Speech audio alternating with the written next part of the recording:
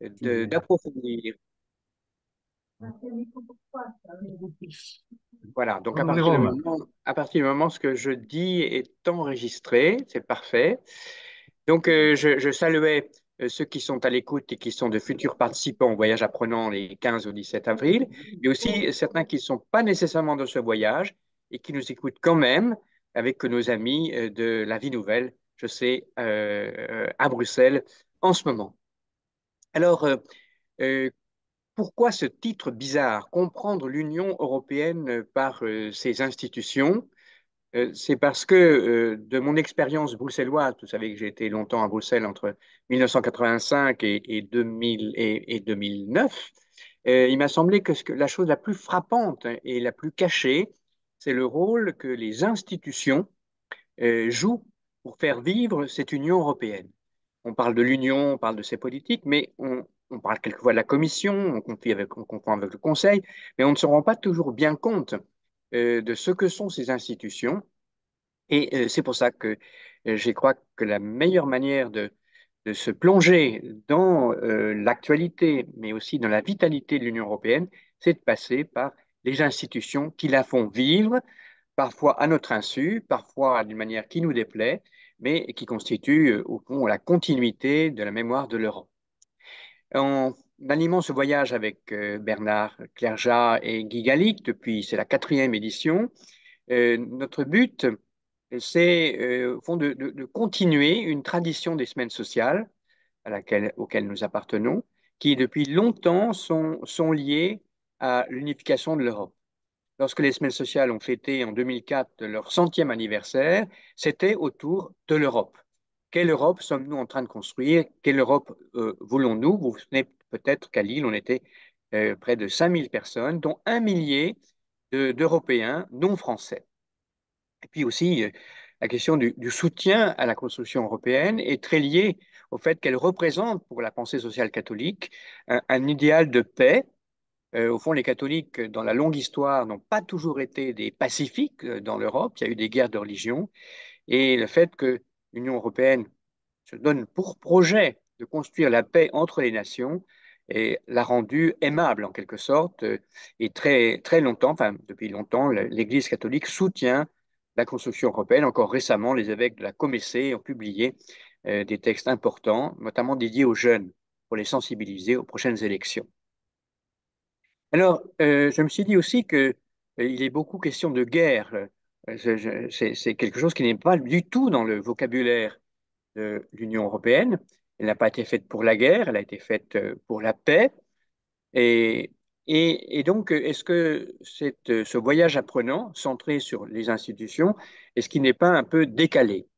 Alors, oui, il est un peu décalé, mais je crois utilement.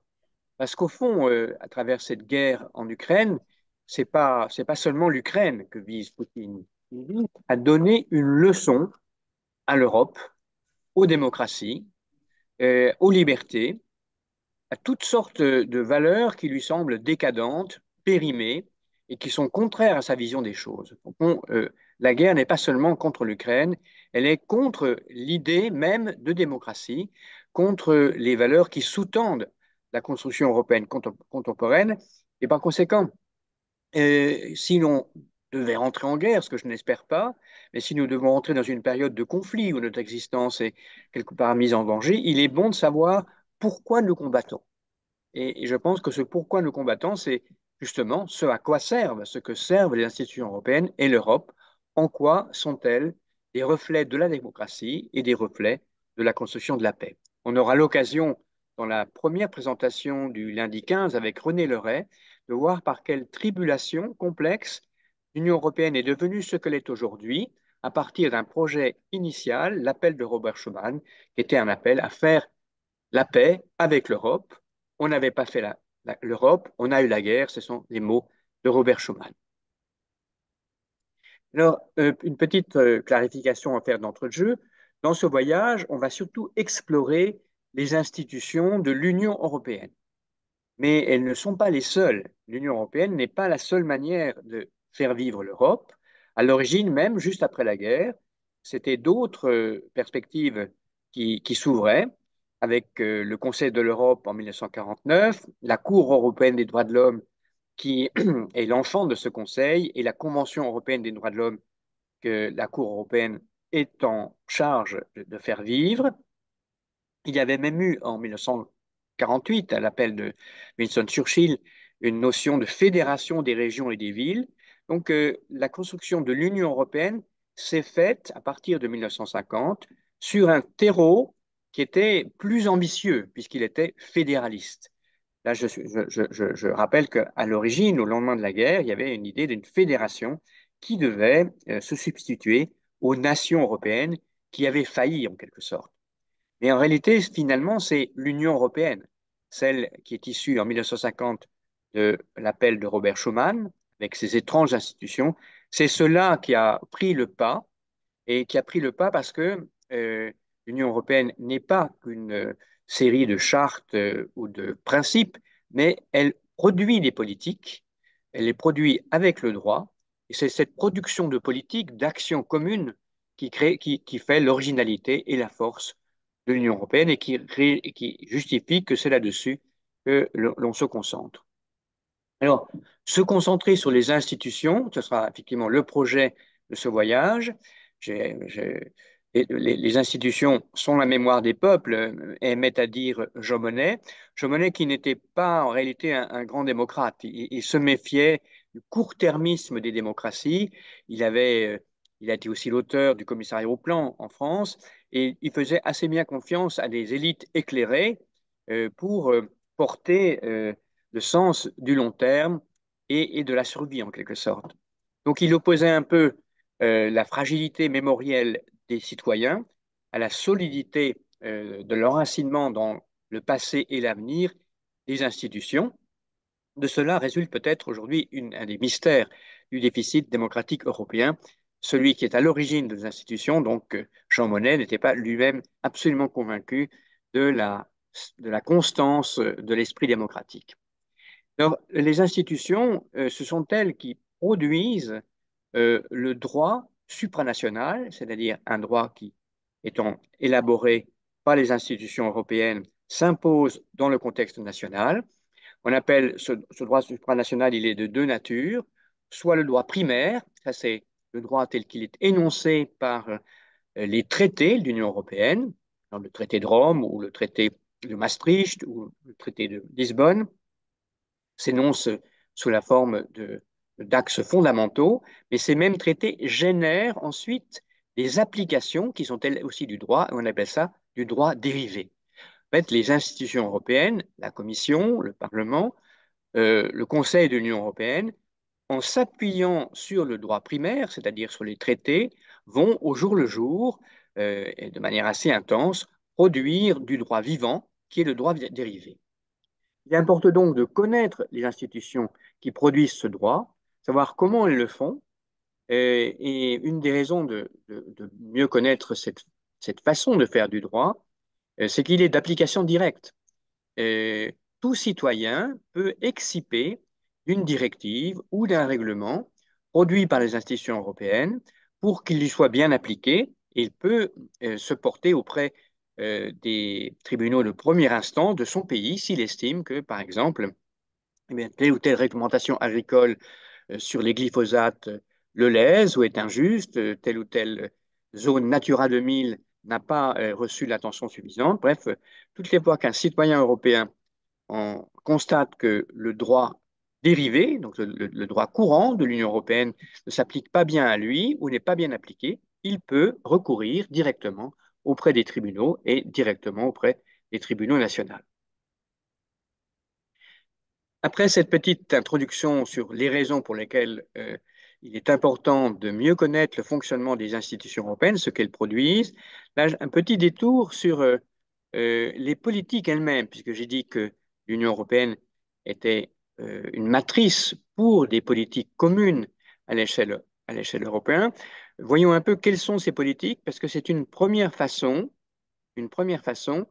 de parcourir nos 3 jours, de savoir de quoi en substance, de quelle politique de l'Union européenne on va nous parler. Alors sur cette vue qui s'appelle Ouvrons le capot de l'Union européenne, il y a 2 colonnes. une colonne dite pilier communautaire, premier pilier, pilier intergouvernemental, second pilier. Ce vocabulaire des piliers, classer les politiques de l'Europe, de l'Union européenne, est en vigueur surtout depuis 1992 avec le traité de Maastricht. C'est lui qui a distingué deux catégories de politiques, les unes de caractère, de caractère communautaire, c'est-à-dire vraiment produit par la communauté européenne et ses trois institutions. Ce sont celles qui vont le plus attirer notre attention.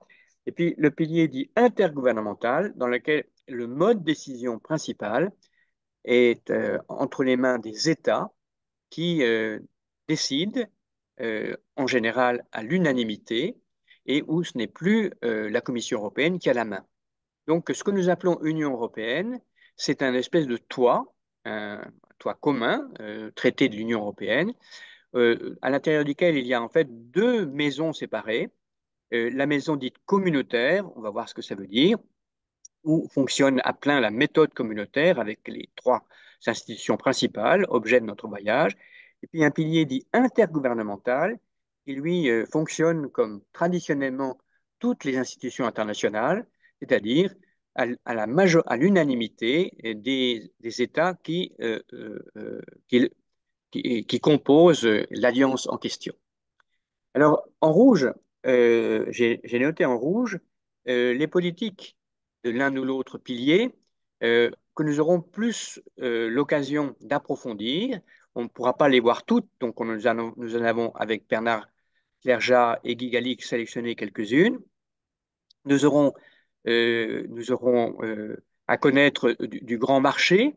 Ce sera notamment le cas lorsque nous rencontrerons les, les membres du commissaire de M. Breton, parce qu'il va nous montrer comment le grand marché a été mobilisé pour la politique européenne de la défense. Nous aurons affaire à la cohésion économique et sociale, et ça, ce sera spécialement le cas quand nous rencontrerons les représentants des régions, notamment Île-de-France ou le Comité économique et social, qui vont beaucoup nous parler de la politique régionale, qui est un élément important de la cohésion économique et sociale. Nous parlerons de la politique sociale avec Philippe Pochet, qui est un ancien responsable de l'organe d'études européen des syndicats européens. Et lui, c'est un grand spécialiste d'une politique qui importe beaucoup aux Français et pour laquelle Jacques Delors a joué important, la politique sociale dans l'Union européenne. Nous aurons aussi l'occasion je vois quelqu'un, voilà, j'admets quelqu'un à rentrer. Nous aurons l'occasion de parler du second pilier.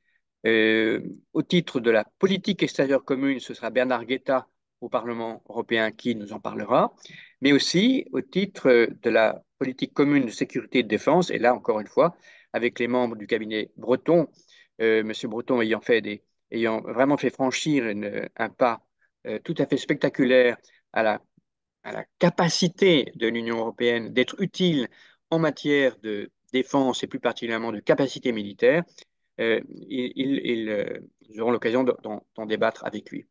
Donc du coup, il y a quand même pas mal de choses qui vont manquer, et en particulier, je le dis d'avance, nous n'aurons pas beaucoup l'occasion de parler d'une politique importante, importante du point de vue de l'actualité du Parlement européen, mais aussi du rôle de la Commission van der Leyen, c'est la politique migratoire. Et il se trouve qu'en général, nous abordions le thème de la politique migratoire et de l'asile de l'Union européenne lorsque nous allions au Conseil des ministres. Et c'est une grande malchance que nous regrettons, mais il y a cette année tellement de réunions du Conseil européen, elles sont si fréquentes que pratiquement nous n'avons pas trouvé une seule semaine qui soit à la fois une semaine plausible pour le Parlement européen et en même temps une semaine dans laquelle il n'y ait pas de réunion du Conseil européen. Or, quand le Conseil européen se réunit, tout ce qui se rattache à lui, le Conseil de l'Union européenne et les représentations permanentes, où nous avions l'habitude d'aller, n'est plus accessible. Euh, donc voilà, ça c'est un petit manque, mais qui a été difficile de combler. Euh, Toujours sur les contenus des politiques de l'Union européenne, nous aurons une manière assez synthétique de faire le bilan de la mandature de Mme van der Leyen à travers la revue du budget. Je ne vais pas passer du temps sur cette slide parce que elle ne sera beaucoup plus développée, mais une façon de faire le bilan d'une mandature, c'est de voir comment les priorités ont été exécutées au travers de l'exécution budgétaire. Là, là, j'ai un petit problème. Ouais. Ah, parfait. Excusez-moi, ça va un peu trop vite. Je m'appesantis un tout petit peu sur cette vision, qui est une vision également budgétaire, parce que, elle est rétrospective. Elle décrit environ presque une quarantaine d'années d'évolution du budget de l'Union européenne. Ça commence tout à fait à gauche avec les années 80, à l'époque de l'or, et ça se termine à droite, 2021-2027, avec la période Van der Leyen. Donc on a devant nous une belle rétrospective de presque 30 ans de l'exécution du budget de l'Union européenne à travers trois grandes catégories: la politique agricole commune et la pêche, la cohésion économique, sociale et territoriale, c'est ce qu'on appelle aussi parfois les politiques structurelles, le fonds régional, le fonds social, et puis les autres programmes, qui est un fourre-tout, dont on voit qu'il va beaucoup se développer à partir des années 2007-2013. Et ce graphique nous alerte déjà sur deux choses. Il nous alerte sur, d'abord, que avec l'époque de l'or, donc ce sont de 1988 à 1993, c'est à gauche du graphique, on voit que la politique agricole commune commence à sérieusement décroître en termes de part du budget européen au bénéfice de la cohésion économique et sociale. Ça, effectivement, c'est vraiment une marque de Jacques Delors, c'est qu'il a réussi à la fois à augmenter le volume total des ressources et des dépenses du budget européen, mais ce qui a permis de ne pas trop toucher à la masse de la PAC, qui était l'essentiel du budget, mais ça a permis surtout de donner beaucoup plus d'importance à la solidarité entre les États, entre les régions, par le biais de ce qu'on appelle les politiques structurelles, la politique régionale, la politique sociale. C'est ce qu'on appelle la cohésion économique, sociale et territoriale. Et la seconde rupture qu'on voit sur ce graphique, c'est à partir de 2007, c'est-à-dire après la crise des subprimes, la grande crise économique et sociale que nous avons connue dans le monde entier et dans l'Union européenne. On voit que les autres programmes se mettent à progresser un peu au détriment des deux grandes masses, l'agriculture et les dépenses de la cohésion sociale et territoriale. Mais c'est que à partir de 2008, la pression concurrentielle sur l'Union européenne s'accroît et on va avoir toutes sortes de programmes qui sont autour de la recherche, comme Horizon Europe, l'Europe numérique, le programme du marché unique qui est sur le développement des normes européennes pour pouvoir mieux les exporter à l'international, Erasmus. Ce type de politiques, qui sont des politiques d'offres, prennent beaucoup plus d'importance, en même temps que, un peu plus tard, à partir de 2010, d'autres politiques qui sont plutôt de l'ordre de ce qu'on appelle les affaires intérieures et judiciaires, les ministres de l'Intérieur, donc la question de l'asile et de l'immigration, mais aussi la question de la sécurité intérieure, c'est-à-dire la lutte contre la cybercriminalité, le Fonds européen de défense. euh, il y a de nouvelles préoccupations qui sont plus régaliennes, qui finissent aussi par prendre place dans le paysage de l'Union européenne. Donc, en l'espace de 30 ans, rien qu'à travers les structures budgétaires, on voit que petit à petit, les priorités de l'Union ont évolué, mais elles évoluent lentement au rythme de ce qu'on appelle la programmation budgétaire pluriannuelle. Les enveloppes budgétaires de l'Union européenne sont définies en général pour une période de 7 ans et c'est une des tâches majeures des institutions, donc la Commission, le Parlement et le Conseil, de décider, de s'accorder sur ces enveloppes. Et une fois elles sont s'est mis d'accord, eh bien, il y a une grande sécurité sur les dépenses et donc des politiques de l'Union. Sécurité qui est importante puisque l'essentiel des politiques de l'Union européenne ne sont pas de l'ordre du fonctionnement, mais elles sont plutôt de l'ordre de l'investissement. L'Union européenne, le budget de l'Union européenne est un budget d'investissement pour l'avenir. Je vais vite sur ce graphique également budgétaire qui montre ce qu'on appelle les soldes nets, c'est-à-dire pays par pays. Vous voyez que ça va de la Pologne à gauche jusqu'à l'Allemagne complètement à droite.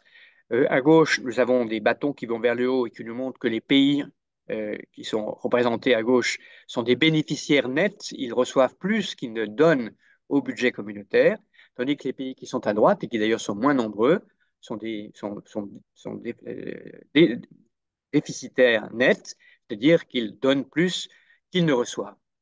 Et quand vous voyez ces masses, enfin, ça vous permet de comprendre pourquoi on voit la Pologne est excédentaire avec 8 milliards d'euros par an, voit que la Hongrie est excédentaire avec 3 milliards d'euros par an. Donc, quand ces deux États qui ont eu maille à partir avec la Cour européenne de justice, la Cour de Luxembourg, avec le Conseil de l'Union européenne, du fait de leur comportement relativement déviant au regard de certains principes fondamentaux de la démocratie européenne, eh bien, ils ont été menacés de perdre, et d'ailleurs ils l'ont perdu en partie pendant quelques années, le bénéfice des fonds structurels.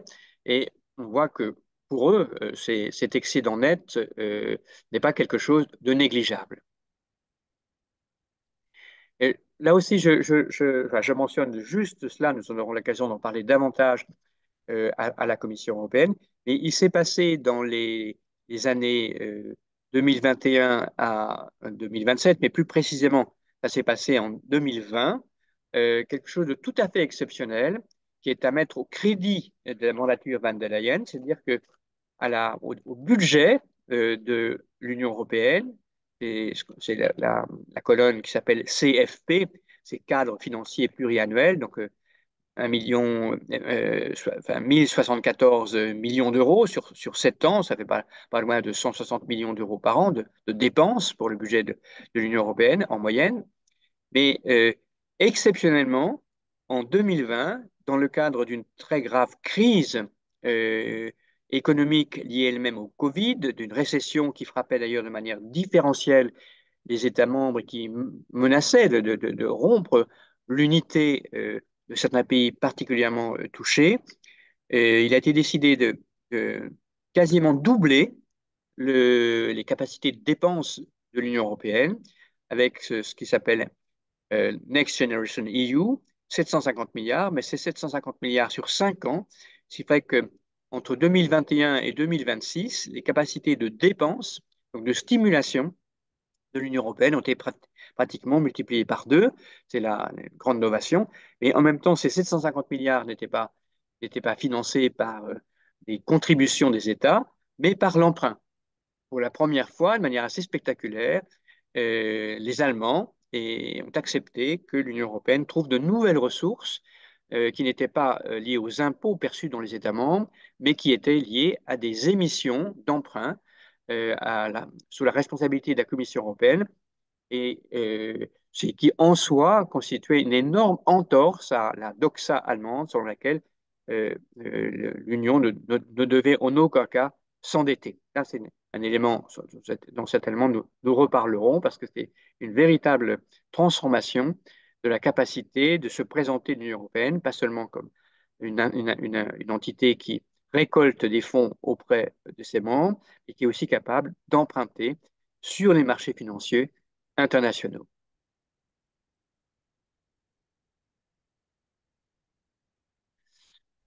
On va passer ça pour arriver quand même au cœur de notre souci. Encore une fois, nous aurons davantage l'occasion de parler du budget de l'Union européenne avec un spécialiste à la Commission. Ce sera le 16 avril au matin avec Peter Moos, qui est quelqu'un de la direction du budget.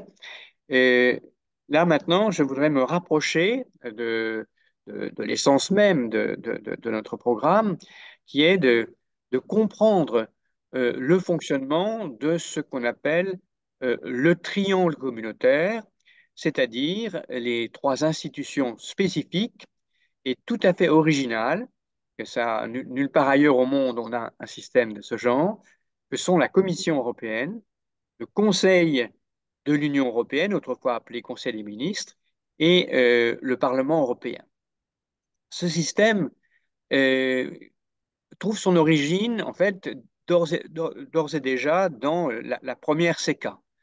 Quand Jean Monnet a conçu la CECA en 1900, c'était en 1949, elle a été mise en place en 1951, il avait dans l'idée qu'il fallait être efficace. Donc, au fond, il s'agissait de faire de la commission de la STECA, la haute autorité, un organe de décision euh, qui soit euh, simple, efficace, mais en même temps entièrement dévoué à l'intérêt général. Autrement dit, et d'une manière qui ne soit pas suspecte d'être subordonnée aux intérêts d'un pays dominant. Et pour comprendre la Commission européenne, il faut comprendre qu'elle est l'héritière de cette autorité de la CECA, qui était composée d'un représentant de chacun des États. À l'époque, c'était l'Europe des cinq. Et le Luxembourg avait un représentant. L'Allemagne, qui était à peu près 100 fois plus puissante en termes de charbon et d'acier, avait aussi un seul représentant. Et donc, on voulait signifier, à travers ce caractère, cette déconnexion complète de la puissance et de la représentation, que ce n'étaient pas les intérêts des États pris séparément qui devaient émaner des décisions, des initiatives de cette haute autorité, comme aujourd'hui la Commission, mais c'était une conception de l'intérêt général de la communauté, et en l'occurrence pour la Commission de l'Union européenne. Alors, ceci vous explique pourquoi aujourd'hui la Commission est composée de 27 commissaires, un par État. Donc l'Allemagne, la France ont un seul représentant, comme Malte, Chypre et le Luxembourg. L'idée est que chacun d'entre eux est indépendant du gouvernement qui l'a nommé. À partir du moment où il est dans la Commission, il est entièrement dédié à l'intérêt général européen. Et le Parlement européen est là pour veiller à ce qu'il en soit bien ainsi. L'Union européenne, à travers ses institutions très spécifiques, est une démocratie de nations. Ce qu'elle cherche à faire, c'est à apaiser les conflits d'intérêts, non pas les supprimer, mais faire en sorte qu'ils puissent être résolus de manière pacifique. Cette résolution pacifique se fait en séparant les compétences de deux institutions au point de départ, la Commission qui a le monopole de l'initiative, par définition une initiative conçue en fonction de l'intérêt général et qui n'est pas suspecte d'être dominée par les plus puissants, alors que le Conseil des ministres a l'exclusivité de prendre ou non, de prendre des décisions, d'adopter ou non des politiques, d'adopter des règlements ou des directives. Donc, la séparation entre le Conseil et la Commission, c'est d'un côté la Commission a l'immense privilège d'être la seule à pouvoir imaginer des propositions, des programmes, des législations, mais elle ne peut rien décider par elle-même. Les décisions d'application, la décision d'adopter au nom de l'Union européenne une loi ou un programme revient au Conseil de l'Union. Et depuis 1992, cette décision est partagée avec le Parlement européen. La grande modification des années 90, c'est que le Parlement européen, qui existait depuis un certain nombre d'années, notamment depuis 1979, année au cours de laquelle, sous l'impulsion de Valéry Giscard d'Estaing, le Parlement européen a été élu au suffrage universel, mais à cette date-là, il n'avait guère de pouvoir, il était essentiellement consultatif.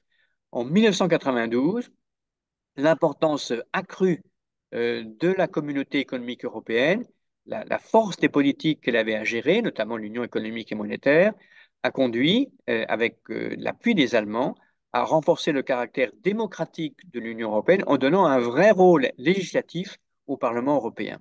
Donc désormais, toutes les législations, les directives, les règlements qui sont proposés par la Commission doivent être adoptés ensemble par les deux branches du pouvoir législatif, c'est-à-dire le Conseil de l'Union et le Parlement. Et ce processus assez complexe par lequel une proposition devient finalement une directive ou un règlement s'appelle le trilogue, c'est-à-dire qu'il y a tout un processus par lequel euh, le Conseil de l'Union et le Parlement doivent se mettre d'accord et ils sont tellement contraints par les délais que ce processus de convergence, le plus souvent, réussit et quelquefois quand même peut échouer. Donc, ce triangle, c'est la matrice. Quand on dit, quand on parle d'une politique du Green Deal, par exemple, euh, la suppression des moteurs diesel à partir de 2030, plus aucune voiture diesel ne pourra être produite ni vendue. Ce type de directive n'est pas le résultat d'une décision de la Commission, ni seulement par le Conseil des ministres, ni du Parlement. C'est vraiment le fruit d'une coopération intense entre les trois institutions. Et si, comme on l'a fait il n'y a pas tellement longtemps, on constate que le volet agricole du Green Deal laisse à désirer, ben, se laisse à désirer et la responsabilité collective des trois institutions, même probablement encore plus des deux institutions qui ont le plus la possibilité de négocier, transformer, écouter les desiderata des citoyens, c'est le Conseil des ministres, le Conseil de l'Union européenne et le Parlement. Alors, nous aurons l'occasion de rencontrer abondamment la Commission, enfin, de manière tout à fait substantielle, ce sera le mardi matin, le 16.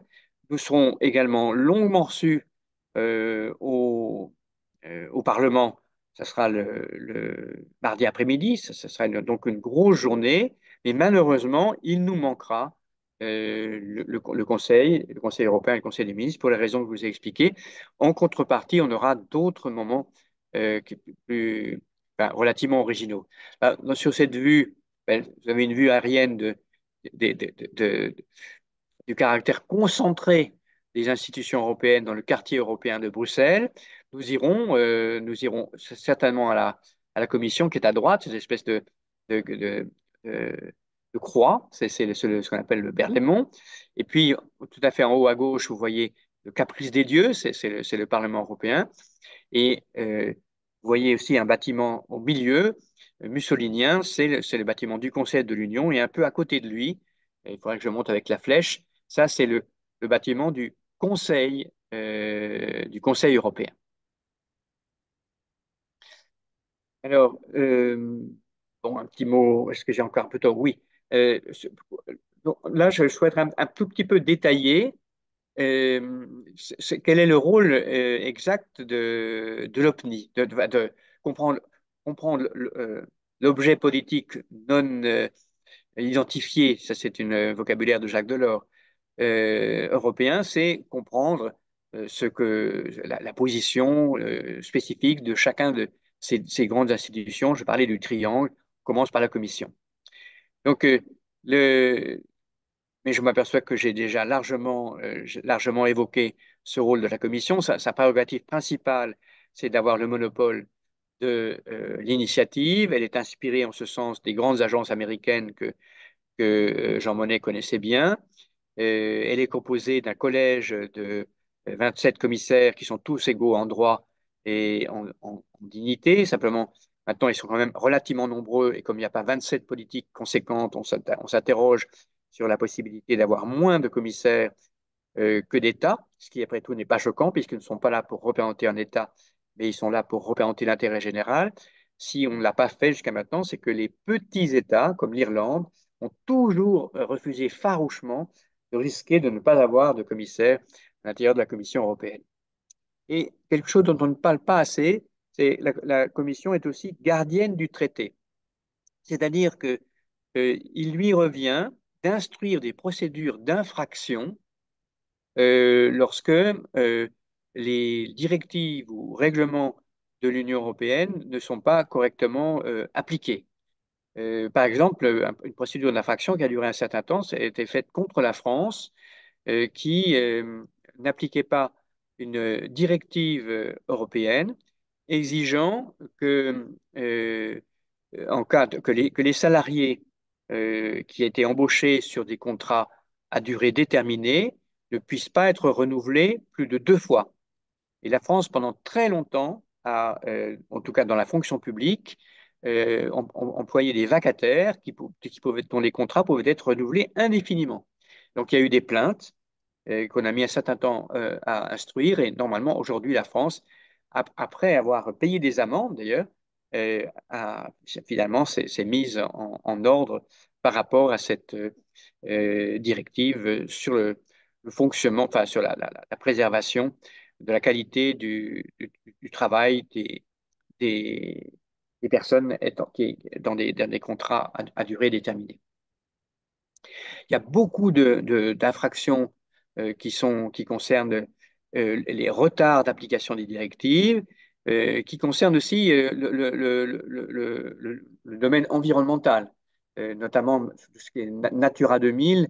Là aussi, la France, mais elle n'est pas seule, l'Italie et l'Allemagne ont mis beaucoup de temps à appliquer les directives Natura 2000, qui visent, vous savez sans doute, à préserver dans chaque État membre des lieux qui sont particulièrement fragiles et sensible du point de vue de l'équilibre biologique, écologique, notamment pour les oiseaux. Et si on prend l'exemple des oiseaux, comme les oiseaux migrent et qu'ils ne restent pas nécessairement ne respectent pas les frontières, le fait d'avoir des zones protégées de qualité similaire était important. Nous avons mis beaucoup de temps en France à admettre la réalité de ces zones Natura 2000 et nous avons aussi été soumis à des infractions. Lorsque des États membres ne respectent pas correctement l'application du règlement de Dublin, enfin, c'est le règlement qui répartit les responsabilités en matière d'instruction de l'asile, ben, ils peuvent être soumis à une procédure d'infraction lorsque leur comportement est dénoncé par les États membres qui s'estiment victimes d'une mauvaise application de ce règlement. Bref, c'est une tâche lourde de la Commission européenne dont on parle peu et qui est fondamentale pour accréditer le fait que nous soyons dans une communauté régie par le droit.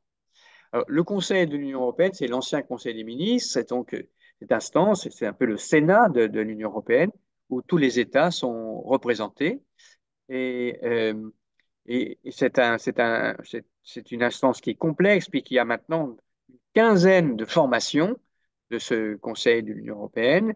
Et il y a, par exemple, un conseil en matière de concurrence, un conseil en matière d'industrie, de marché intérieur, le conseil des affaires sociales, le conseil de l'environnement, le conseil agricole, le conseil des affaires étrangères. Bref, il y a une quinzaine de formations spécialisées qui d'ailleurs exige beaucoup de temps de la part des ministres qui y siègent.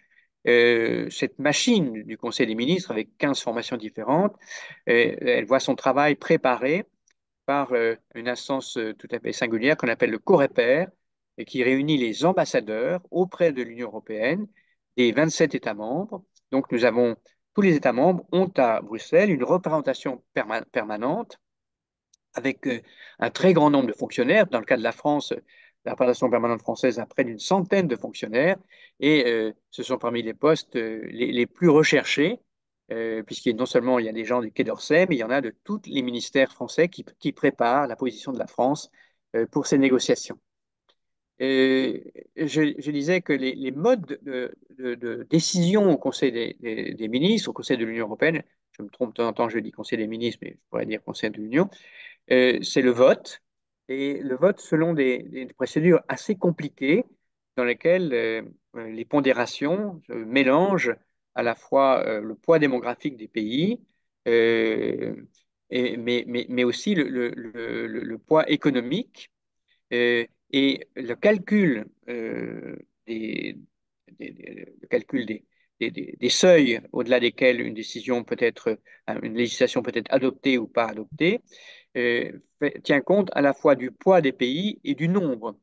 Toutes ces subtilités sont destinées à permettre que jamais des petits États ne soient écrasés par des gros. La tradition de l'Union européenne est celle d'une démocratie de la minorité qui s'efforce d'éviter de, de mettre sous pression un État au-delà de ce qui pourrait être absolument contraire à son intérêt national. Deux conseils sont particulièrement importants et ont de ce fait une présidence permanente, le Conseil des affaires étrangères et le Conseil de l'euro.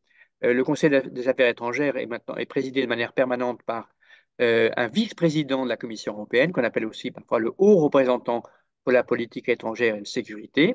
Donc c'est la même personne, aujourd'hui c'est M. Borrell, qui est à la fois un vice-président de la Commission, dispose de tout l'appareil de ce qu'on appelle le service extérieur et d'action internationale de l'Union européenne et qui en même temps préside le Conseil composé des États pour les affaires étrangères. Le Conseil de l'euro est lui aussi permanent, et alors son président est renouvelé tous les 2 ans et demi et c'est en général un ministre de l'économie d'un des États membres de l'Union. Alors, le Parlement européen, nous le verrons longuement. Aujourd'hui, 755 députés. On a perdu une cinquantaine de députés britanniques quand ils sont partis. Euh, et euh, on fondait beaucoup d'espoir hein, sur sur ce Parlement européen, puisque élu au suffrage universel, il représente enfin, le peuple. Les peuples de l'Europe sont directement représentés dans ce Parlement. Et ce Parlement a spontanément une tendance à se vouloir intégrationniste, c'est-à-dire avoir une conception ambitieuse de l'Union européenne. Et en cela, il s'oppose au Conseil de l'Union européenne qui, lui, est plus soucieux de préserver les intérêts nationaux.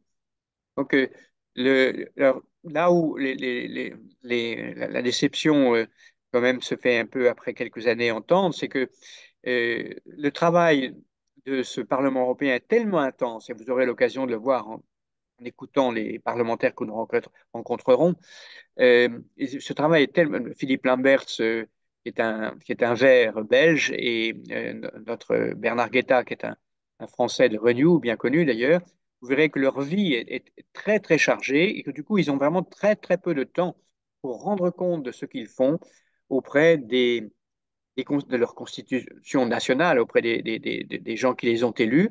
Et ce, d'autant plus, dans le cas de la France, un parlementaire européen est élu sur une zone qui comprend plusieurs millions d'habitants. Et donc, le contact avec la base est faible. Donc, contrairement à l'idée qu'on s'en était fait que le Parlement européen serait une cheville démocratique fondamentale, effectivement, son fonctionnement est démocratique, effectivement, il est élu de manière démocratique, il a des pouvoirs très importants, mais il a son grand handicap, c'est qu'il est quand même malgré tout loin des populations et il reste relativement mystérieux pour les électeurs, ce qui se traduit, c'est une des raisons de la la faible participation aux élections européennes.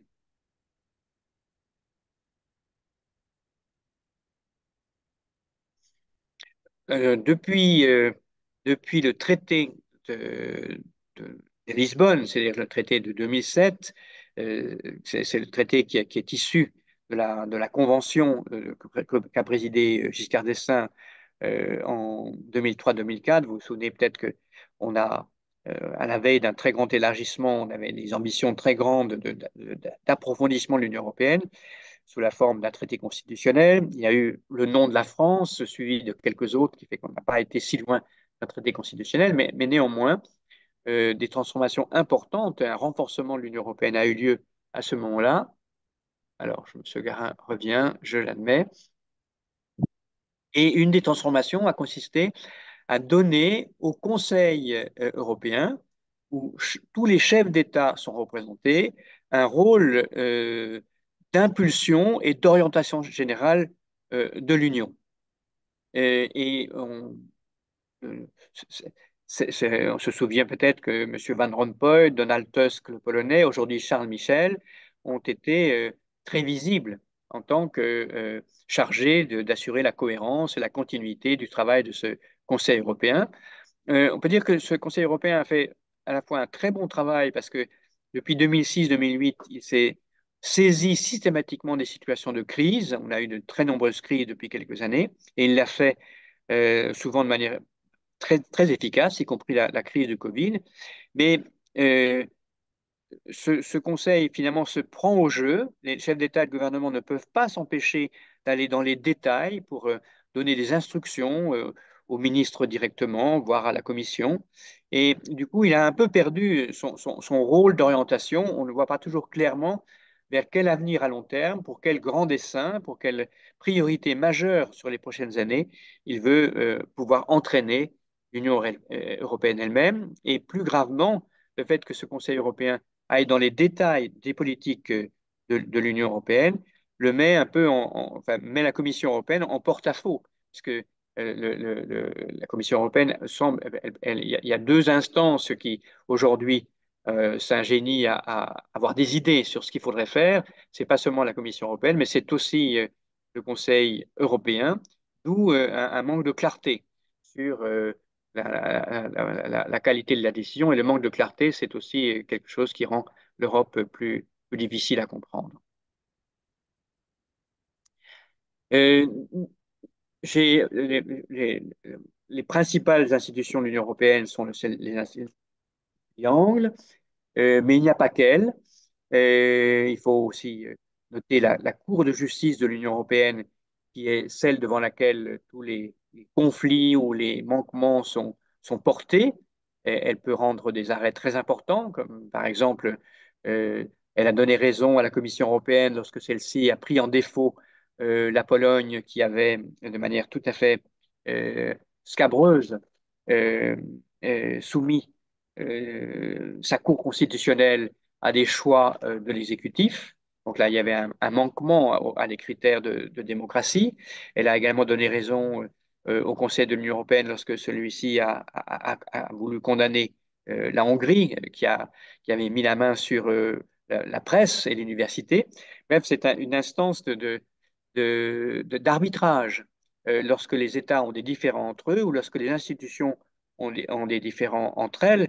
Et donc, c'est une instance dont dépend très largement la crédibilité de l'État de droit européen et donc la crédibilité de l'Union européenne tout court, parce qu'elle repose essentiellement sur le droit. La Banque centrale européenne, je pense que chacun d'entre nous la connaît pour son indépendance et euh, pour également son influence sur le climat économique général à travers sa maîtrise des taux d'intérêt. La Cour des comptes européenne, elle joue le rôle d'une Cour des comptes vis-à-vis du budget communautaire et s'assure que les trois acteurs, Commission, Parlement et Conseil de l'Union, n'outrepassent pas les pouvoirs que leur donne le traité en matière budgétaire.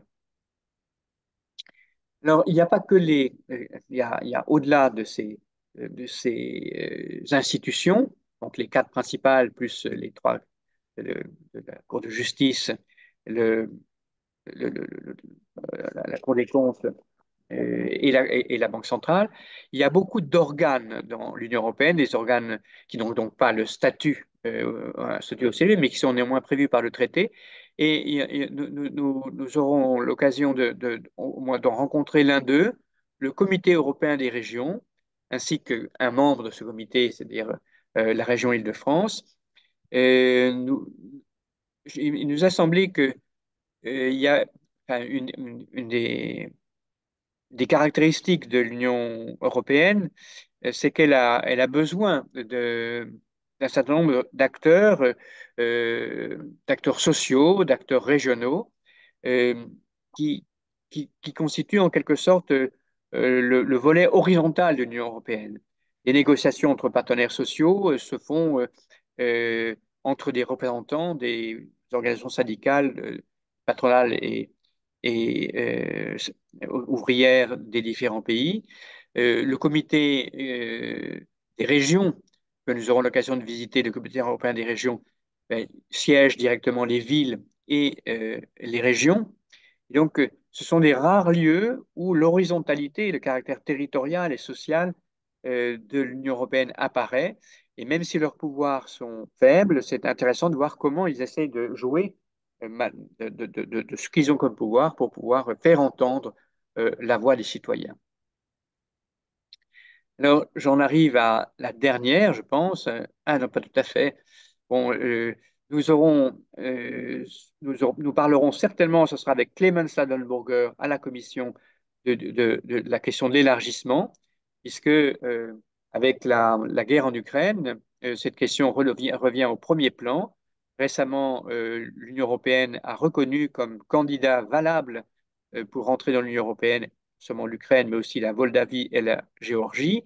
Cela s'ajoute à sept ou six autres candidats qui attendaient depuis un certain temps, c'est essentiellement les pays des Balkans, euh, de rentrer dans l'Union européenne. Donc il y a tout un petit train de pays, dont certains ne sont pas du tout petits, comme l'Ukraine, qui ont reçu, sont rentrés dans un processus au terme desquels ils pourraient rentrer dans l'Union. Ce processus peut durer des années, mais en même temps, il est créateur de liens, il est créateur de confiance, il est créateur de solidarité, parce que les pays qui sont reconnus comme candidats reçoivent une aide de l'Union européenne pour y parvenir. Et dans le cas de l'Ukraine, on voit bien qu'il y a une dimension aussi symbolique, dire que l'Ukraine est un pays qui est reconnu comme apte à rentrer dans l'Union européenne, c'est dire qu'il fait partie de la famille et qui donc il fait partie de la famille des démocraties. Si vous vous souvenez ce que j'ai dit tout à fait au début sur le fait que ce qui, à travers la guerre en Ukraine, est combattu, c'est pas seulement l'Ukraine, mais c'est aussi la notion même de démocratie, d'état de droit, de liberté civile, eh bien, ceci est manifesté par le fait que les conditions pour être reconnu comme un candidat à l'Union européenne, qui ont été définies déjà en 1992 à Copenhague, à la veille du grand élargissement vers les pays de l'Est, stipule, c'est le premier point, que pour être reconnu comme un candidat, il faut disposer d'institutions stables, garantissant un régime démocratique, l'état de droit, c'est-à-dire que les actes de l'État lui-même sont contrôlés par des institutions indépendantes. Les droits humains fondamentaux, ce sont tous ceux qui figurent dans la Charte des droits humains fondamentaux annexée au traité de l'Union européenne, le respect et la protection des minorités. Et tout cela constitue, au fond, une espèce de condensé de ce qui, petit à petit, au long de l'histoire longue des pays de l'Union européenne, des pays de l'Europe, les a conduits à être ensemble, au fond, initiés, les États-Unis sont venus par la suite, ce qu'on peut appeler le modèle démocratique. Donc, appartenir à l'Union européenne, c'est d'office se rattacher, se réclamer du modèle démocratique.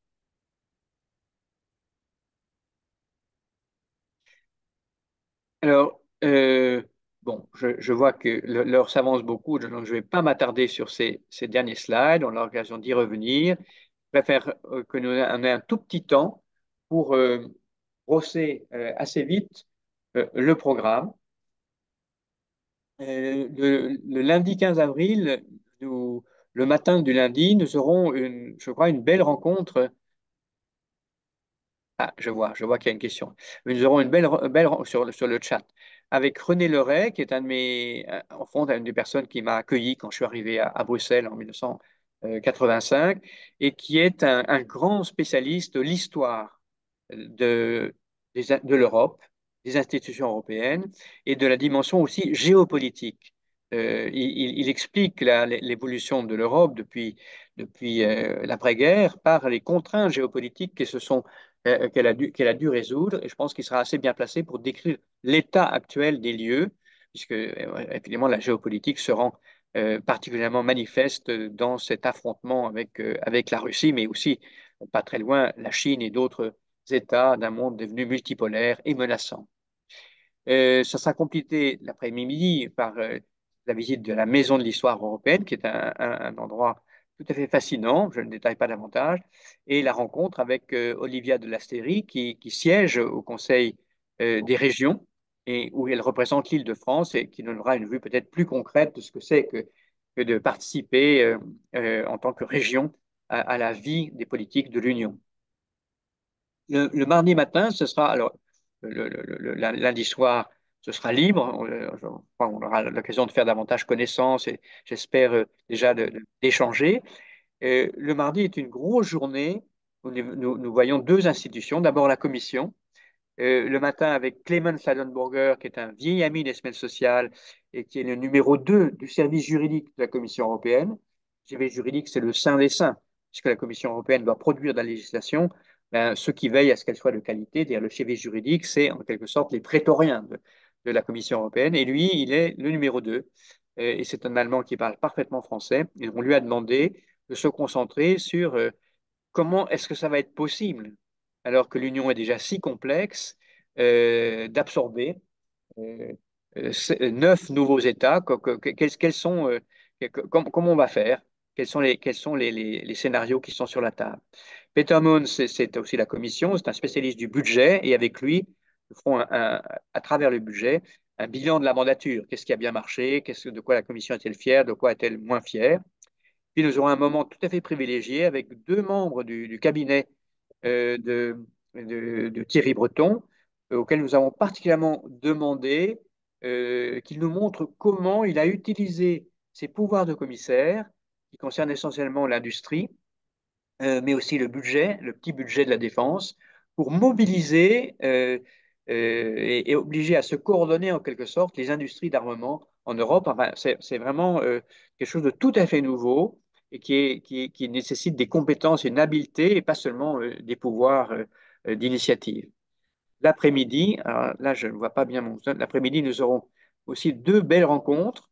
L'une avec Philippe Lamberts, qui est un député vert belge, et on lui demandera ce qu'il pense du pacte vert, qui est une grosse réalisation de Madame, et pourquoi ce pacte vert est tellement critiqué, est-ce qu'il n'est pas d'ailleurs menacé dans la prochaine législation. Et nous verrons aussi Bernard Guetta, que certains d'entre vous connaissent peut-être pour l'avoir entendu sur France Inter ou France Culture en tant que grand chroniqueur de la politique et qui est maintenant membre de Renew. Et sa spécialité, c'est la politique étrangère de l'Union européenne. Il nous expliquera comment le Parlement européen a aussi un rôle pour animer, influencer la politique étrangère et de sécurité de l'Union européenne aujourd'hui. Et on aura en fin de journée un dîner avec Nicole Devendre. Alors, Nicole Devendre, c'est une amie pour moi, enfin, que j'ai connue à la cellule de prospective de l'Union européenne. Elle est belge et elle a beaucoup de caractéristiques. On entendra le point de vue de quelqu'un de belge sur la distance qu'il peut y avoir entre les souhaits des citoyens pour l'Europe et ce qu'ils acceptent de déléguer à l'Europe. Elle mettra le droit sur les contradictions démocratiques internes à l'Union européenne, mais vues du point de vue du citoyen. Et elle a beaucoup de qualités pour faire ça, c'est-à-dire elle est philosophe, elle est sociologue, elle a été au cabinet de Madame van der Leyen, donc elle pourra parler du bilan. Et elle a été aussi, non seulement dans la cellule de prospective à l'époque où je l'ai dirigée, mais elle a été aussi membre du think tank de Madame van der Leyen. Et plus de ça, elle est très drôle. Donc, ça, on va pas s'ennuyer avec Nicole Devond. Nicole Devond est une féministe convaincue et elle a accompagné les développements de l'égalité des chances depuis la rencontre de Pékin. On pourra aussi l'interroger là-dessus. Le matin du 17 avril, nous rencontrerons Philippe Pochet, auquel on a demandé de parler de l'Europe sociale et plus particulièrement du dialogue social. C'était une grande invention de Jacques Delors et du traité de Maastricht 1992. Est-ce que ce dialogue social a marché? Est-ce qu'il a produit quelque chose? Est-ce qu'on peut dire que l'Europe sociale a avancé grâce à ce dialogue? Et Philippe Pochet aussi est quelqu'un de très soucieux de conjuguer transition écologique et capacité de négociation des syndicats. Il est intéressé par le rôle du syndicalisme européen dans la transition écologique, donc dans l'automobile, dans l'agriculture. On pourra parler de cela avec lui. Et nous terminerons l'après-midi du mercredi par une rencontre avec Justine Lacroix. Justine Lacroix, c'est une spécialiste des politiques de l'Union européenne, mais sous l'angle de la philosophie. Elle est philosophe et l'un de ses points forts, c'est de travailler sur les valeurs. On parle beaucoup des valeurs de l'Europe. Qu'est-ce que nous défendons quand nous défendons les valeurs de l'Europe? Mais M. Orban aussi, il défend les valeurs de l'Europe. Donc il y a des ambiguïtés dans ces termes de valeurs qu'elle va nous aider à explorer. Est-ce que c'est des valeurs qui sont destinées à privilégier absolument le passé ou est-ce que c'est des valeurs et surtout des principes qui nous tournent vers l'avenir? Je pense qu'avec elle, on y verra un petit peu plus clair sur ce combat compliqué qui, au sein de l'Union européenne actuelle, oppose des dirigeants qu'on appelle illibéraux avec d'autres dirigeants qui conservent la tradition de la démocratie libérale européenne. Voilà, et il nous reste quand même un petit peu de temps, je pense, pour échanger. J'ai été un peu long, veuillez m'en excuser. Et je donne la parole à mes collègues, Bernard, Claire Jat et peut-être Guy Gallic, pour nous rapporter les questions qui ont été posées sur le chat. Et j'arrête le partage de l'écran. Bon, je vais Si, là, commencer. oui. Alors, vous m'entendez là? Oui, on t'entend, mais je vois que j'arrive pas à arrêter le Oui. partage. Ah, ça y est. Voilà. J'ai remis ma vidéo. Allez, pour l'instant, eh ben, vous avez un chat à votre disposition pour poser les questions. Pour l'instant, nous avons deux questions. Alors, il y a qu'à commencer par la première, Jérôme, hein, posée par Benoît Ostertag. Le trilogue converge sur un texte d'accord. On voit ces derniers temps des États remettre en cause l'accord qui avait été trouvé au moment de voter. Exemple récent sur la directive sur le devoir de vigilance. Comment redonner loyauté et confiance en l'Europe dans ces conditions? Ah, très bonne question. Alors, je ne sais pas si tout le monde est aussi au courant que Benoît, mais effectivement, depuis à peu près 2 ans, est sur la table discussion du Parlement européen et du Conseil de l'Union un texte qu'on appelle texte de devoir de vigilance, Due Diligence Directive, dont l'inspiration est française. C'est une loi française qui a été votée par l'Assemblée nationale sur proposition du député français Dominique Potier, député PS. Et le contenu de cette loi fait obligation aux entreprises d'une certaine taille ayant des activités transnationales et qui, pour ces activités, mobilisent des sous-traitants de s'assurer que les conditions dans lesquelles ces sous-traitants font eux-mêmes travailler leurs salariés ou leurs dépendants sont d'un point de vue social et environnemental acceptables. Il faut exercer une vigilance sur la sous-traitance. Donc, assez complexe.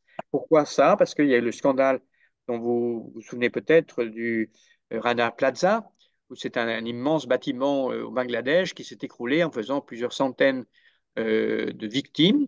Et on s'est aperçu que dans ce bâtiment travaillaient de très nombreux sous-traitants pour les grandes firmes de l'habillement qui ont pignon sur rue en Europe. H&M, etc. Donc, ce scandale-là a amené à dire l'Union européenne est un acteur mondial. Elle ne peut pas, elle va pas seulement exporter ses normes à travers le commerce, mais elle doit aussi veiller à ce que les normes qu'elle applique chez elle en matière sociale et environnementale puissent, au moins à un certain degré, être surveillées par les sous-traitants de ceux qui travaillent, dont les sièges sont dans l'Union. Alors, oui, Benoît fait allusion à un épisode tout à fait inédit, alors que le Conseil de l'Union européenne s'était entendu avec le Parlement sur un texte qui était quasiment prêt et qui préservait l'essentiel des dispositions de la proposition initiale de la Commission modelé encore une fois sur la loi française. Au dernier moment, c'est-à-dire au moment de signer, ouais, bon, pratiquement l'accord était prêt.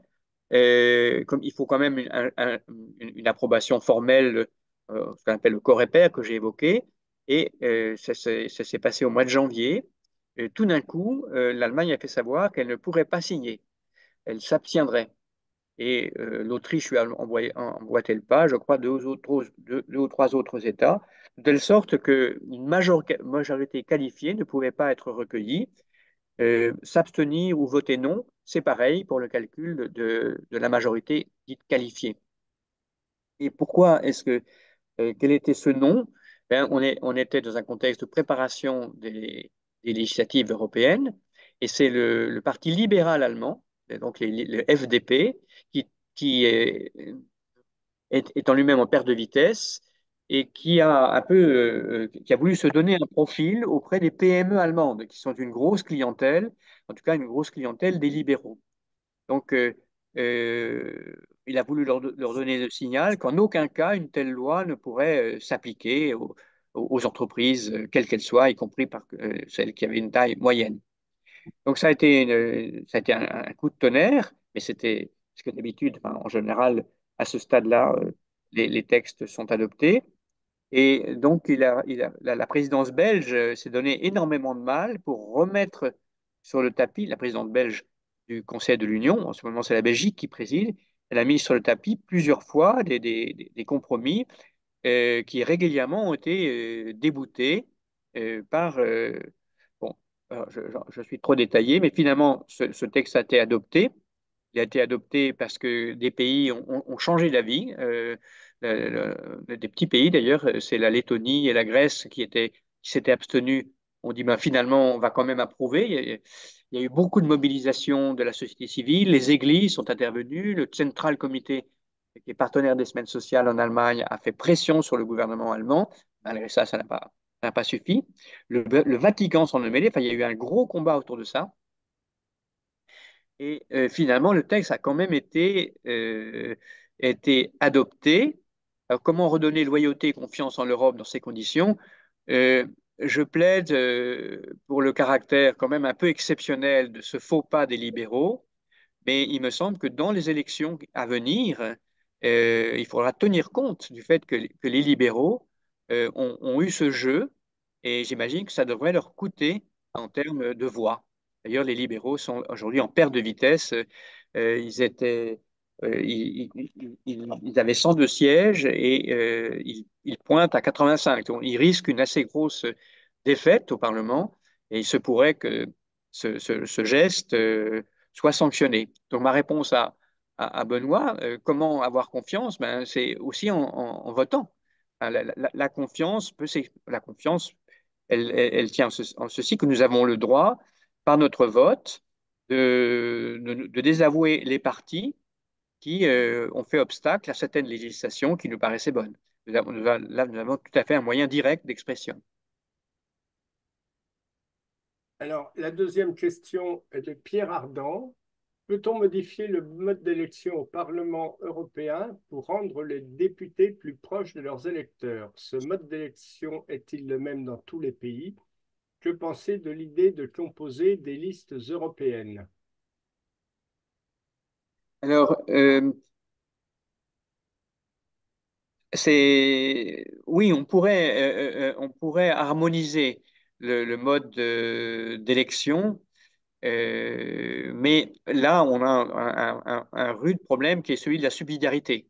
L'organisation des élections découle des constitutions nationales et harmoniser ce mode ne peut pas aller très très loin puisque charcuter dans les constitutions nationales n'est pas conforme au principe de subsidiarité.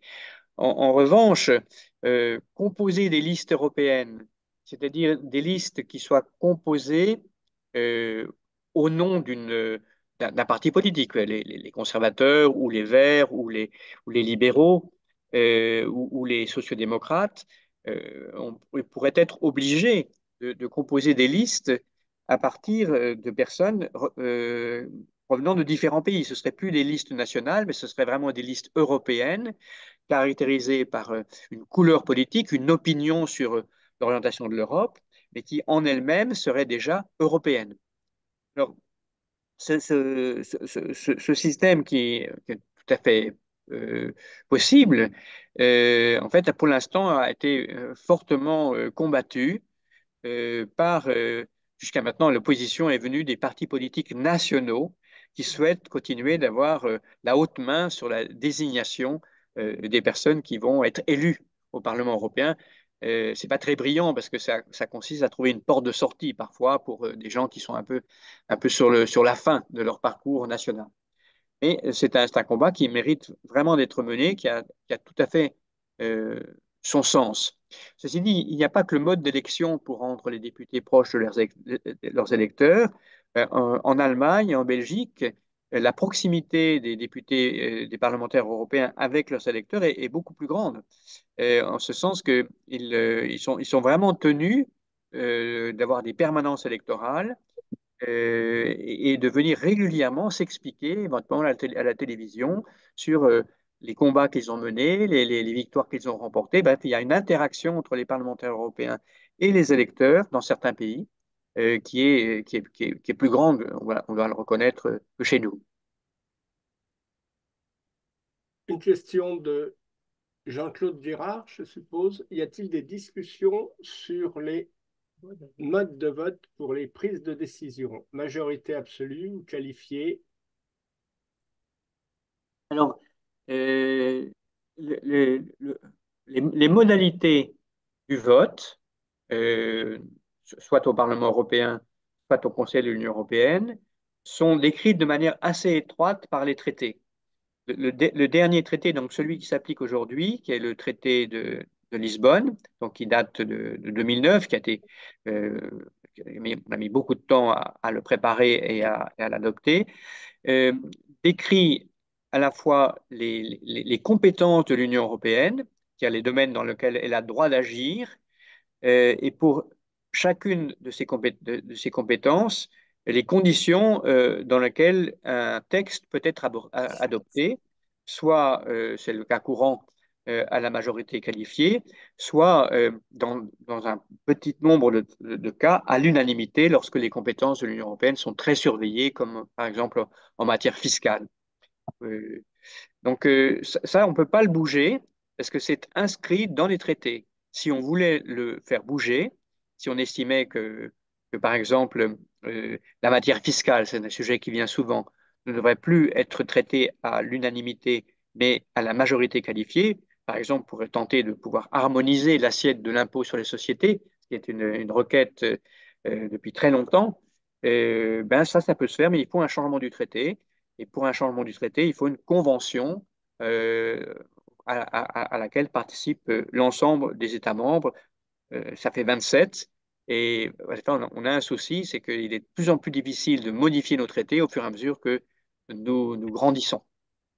D'où des projets d'une Europe qui serait davantage à géométrie variable, mais je ne vais pas détailler la réponse. Nous n'avons plus de questions sur le chat. Est-ce que quelqu'un a encore des questions à poser?